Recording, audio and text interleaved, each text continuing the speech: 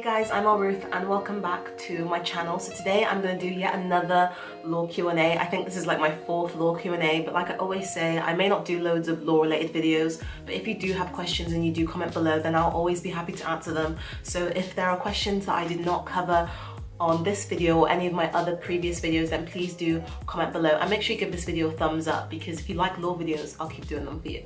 Let's just get straight into the video. So one of the questions I had was whether I thought that pathways to law, let me read it correctly, gave me an advantage when it came to applying to universities. Yes, I would say 100% yes. If you don't know what pathways to law is, then please do feel free to Google it. Everything on Google will be able to explain it for you, but it was an extra course I did alongside my A-levels. I can't remember whether it was 1 or 2 years now. I'm getting old. But yes, Pathways to Law did help. This is because a few of the Pathways to Law universities, including Bristol and Exeter, actually made Pathways to Law students lower offers. So instead of, say, I can't remember, 3 A's, they offered A, B. Or say if they were offering A, B, they would offer A, B, B. So because of that, obviously that's a massive advantage because you actually only need a whole grade lower. And because obviously Pathways to Law universities, they know what training you've done, they know all the experience you've got. So that in general kind of gave me a little bit of an advantage. But yeah, not loads, but I think it did definitely help, and I'm really glad that I did Pathways to Law. One of the other questions I had was that did I find it difficult when coming to decide and choose a university? I do have a whole video on choosing a university, which will be linked below and above, so do really check that out. I know that's going to really help you. But personally, did I find it difficult? No, not really. I can't really explain why that was. I just didn't find it difficult. Obviously there's loads of league tables, they tell you which universities are great at law. Yes, like when you start getting into the top 20, really there's not really that much difference. They're all going to be excellent teaching. So I kind of just picked where I wanted to go. I didn't really want to go that far up north. I grew up in Devon, so I definitely like being in the south. So yeah, I didn't really find it that hard to pick a university. Another question I had related to that was, did I have pressure from family and friends? And the answer is no.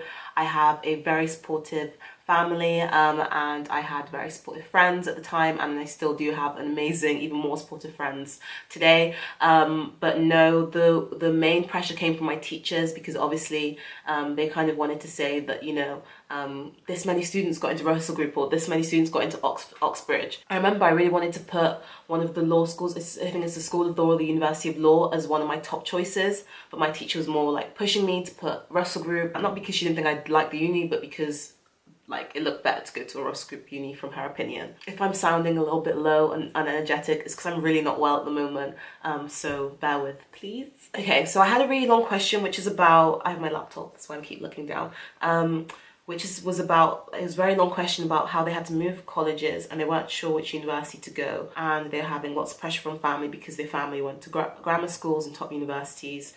First and foremost, I'd ask all of you actually to read my most recent blog, which is about the biggest lesson that my law degree taught me. I know that's going to be lots of help to you. That'll be linked below, so please do check that out. I feel like that would answer your questions about things like loads of things. I feel like that would answer your question and be able to help you make a decision.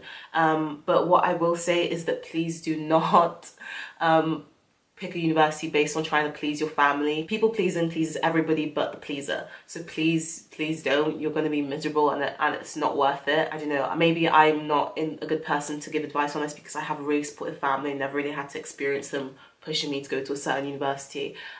So yeah, I'm sorry if I'm not empathizing enough, but I just really encourage you to try and make the decision for yourself, not necessarily on your own, but for yourself. Because you're just going to be stuck there for 3 to 4 years. And my number one most asked question is, what is my end goal, barrister or solicitor? And I've answered this, but I always seem to get loads of questions by this, and my answer is neither. Currently, right now, as of today, I do not want to be either a barrister or a solicitor. I know I've done loads of work experience. If you've been on this channel for a while, you know I've done a lot of work to gain work experience. And yes, I have a lot of contacts in the law world, but that is just not something I want to do right now. I actually, like, this is going to sound blunt, it might sound sassy, but like you guys, like my law subscribers, you seem to be such an anxious rush to get yourself tied down to a job that you're going to be stuck in for 40 years and you're not even sure that you want to do it.